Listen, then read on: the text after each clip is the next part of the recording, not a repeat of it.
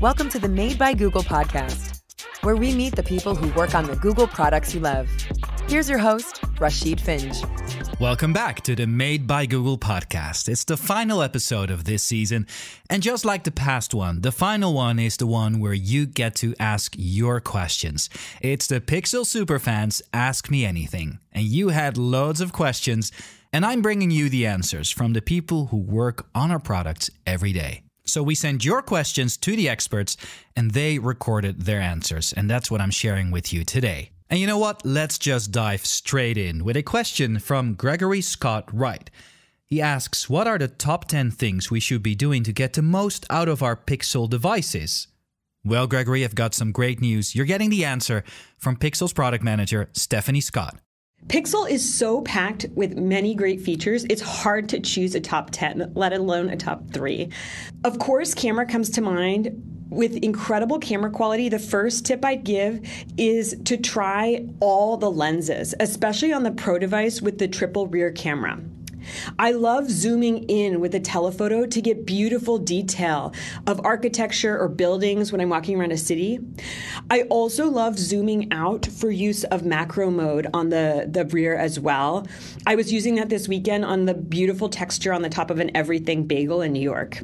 Also, don't forget to try the new post-capture features, especially this year. Best Take is one of my absolute favorite.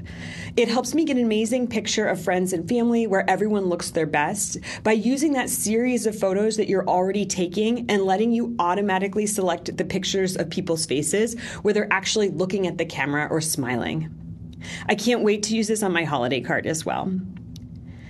The third feature I'd select is probably assistant features. I personally love smart dictation, which makes it so fast for me to reply to messages on the go. Thanks, Stephanie. But we got more questions for you because here's one from Alex Madden. And Alex is wondering, people often find inspiration in the weirdest places. Are there any fun ways that new Pixel features or designs have come about? Steph? Yes. We take inspiration from a broad range of places. A few fun examples include our Pixel Industrial Design team, which is frequently inspired by nature. They may pick up a stone or a pebble from a weekend hike and use that as inspiration for the contoured surfaces of how the phone feels in your hand. Another great example is our design team, which is inspired by nature for the colors of the phone. Bay Blue, for example, was inspired by the sky on a clear day. Porcelain was inspired by beautiful ceramics. And then a third is actually users and family members. So our accessibility team is often really inspired by users that we meet, including family members, and building with a strong desire to improve the experiences and help people.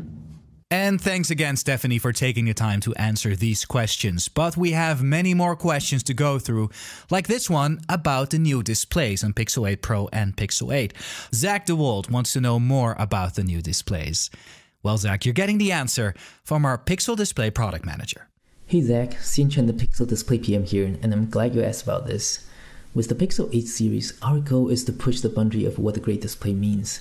The actual display on the Pixel 8 is 42% brighter than the Pixel 7, which makes it easily visible under bright sunlight.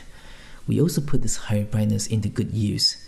When you're viewing HDR photos and watching HDR videos, these content record more details in the highlights and in the shadows.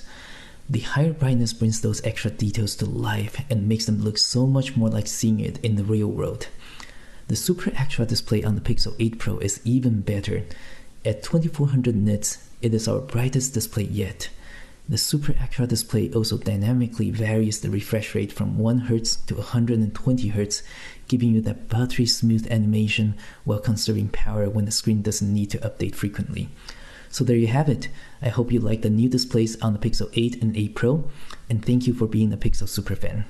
Next question from Matteo. He's wondering, how is the Pixel 8 Pro future-proofed for 7 years of updates? The answer comes from the Pixel software team.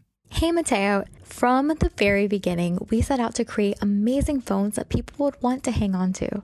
And as funny as it may seem, we still see people using even the very first Pixel. So we know that we built phones that people want to keep. This inspired us to see how long we could continue to support our devices. And given how we've continued to grow our expertise in testing and development, it felt like a good time to reevaluate our commitment.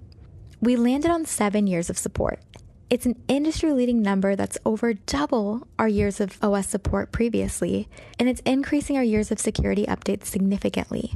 On top of that, in addition to the 7 years of OS security updates and feature drops, we've also extended support of the hardware parts to 7 years.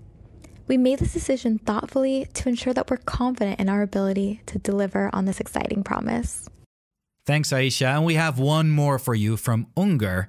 And he asks, how are the monthly Pixel updates and feature drops released? Are there particular days when they're released, for example? Hey Unger, there are no particular days when the monthly Pixel updates or feature drops are released, but we're always working to provide relevant updates as quickly as possible. For the feature drops, we get excited about providing our Pixel owners with updates every few months across the entire portfolio. When we say our devices get better over time, we really mean it. Thanks again, Aisha. And yes, I also love those Pixel feature drops as they continuously improve your device. And that's not only the case for phones, but as you'll see for other Pixel products as well. This question comes from ESSH. What was the idea behind the Pixel Buds Pro new feature, conversation detection? I'm loving this in the gym, as do I, by the way. And conversation detection was part of a Pixel feature drop. So what was the idea behind it? Let's ask the product manager on the Pixel Buds team. This is Paul. Thanks so much for sending in your question. We always try to listen out for feedback, and a piece of feedback we have been hearing was that people love the long battery life of Pixel Buds Pro, but they need to take out the earbuds when they want to have a conversation, for example, to order a coffee or say hi to a colleague. And this is, of course, especially cumbersome when your hands are full. That's what we set out to solve with our conversation detection feature. We use AI to detect when you start speaking, pause your music, and then switch you to transparency mode so you can hear your counterparty. Awesome to hear that you can now keep Pixel Buds Pro in your ears at the gym. Thanks again for your question and for being a Pixel Superfan. Thank you, Paul. And by the way, if you want to know more about Pixel Buds Pro, Paul had his own episode on the Made by Google podcast this season, talking about the feature drop that made the Pixel Buds Pro even more special. So if you want to know more about them, just go and find that episode in the Made by Google podcast. Our final two questions are about Tensor G3, the chip inside Pixel 8 Pro and Pixel 8 that does all the magic. And the first one is, what kind of AI feature integration are you cooking for Tensor G3? The answer comes from another Pixel team member that's been on the Made by Google podcast before. Here's Prasad Modali. With Tensor G3, we've been able to bring Google AI and ML research innovations almost across every major Pixel user experience, such as video capture, phone calls, audio, Google Assistant, and so on, including upcoming generative AI feature drops like Zoom Enhance. Tensor G3 provides the highest quality video preview on Live HDR+, resulting in improved colors, contrast, and dynamic range on photos and videos in your viewfinder. Tensor G3 also features a more efficient camera processing silicon capability, providing the best zoom and video quality in your Pixel. We also combined state-of-the-art speech recognition with server-quality natural language understanding models for the first time with Tensor G3. This combination of capabilities allows the users to pause as needed while talking to the assistant. You know, how we normally talk with pauses in a conversation, enabling a natural conversational experience with the assistant. Tensor G3 packs in more AI capabilities within the mobile power budgets, allowing us to apply a lot more ML to silently screen calls while making the user experience more natural for the person that is being screened. As a result, many more types of spam calls can now be filtered out quietly. And finally, also about Tensor G3 and also answered by Prasad, with the introduction of Pixel 8, what is the new Tensor G3 capable of?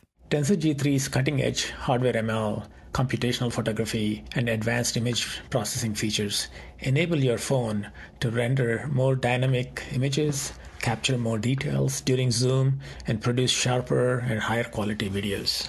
Best take in Pixel 8 is my favorite new camera feature that brings together Google's best ML techniques, advancing past breakthroughs such as stop shot, real tone, portrait mode, as well as new ML techniques. All of these coming together to deliver that perfect group shot. Thank you, Prasad, and thank you to all the other members of Team Pixel who answered your questions today. And of course, a big thank you to you, our listeners, our superfans, who made this AMA possible by asking these amazing questions. So this season of the Made by Google podcast, we've been talking about the new Pixel 8 Pro and Pixel 8, about the Pixel Watch 2, and about the new updated Pixel Buds Pro. If you want to know more about them, then why not revisit some of the episodes of this season, or of course go to the Google Store, that's at store.google.com, to learn more about the devices and get your hands on them yourself. Well, it's been a great season of the Made by Google podcast, and we're already looking forward to the next one. Thank you so much for listening, and we'll speak soon. Take care. Thank you for listening to the Made by Google podcast. Don't miss out on new episodes. Subscribe now wherever you get your podcasts to be the first to listen.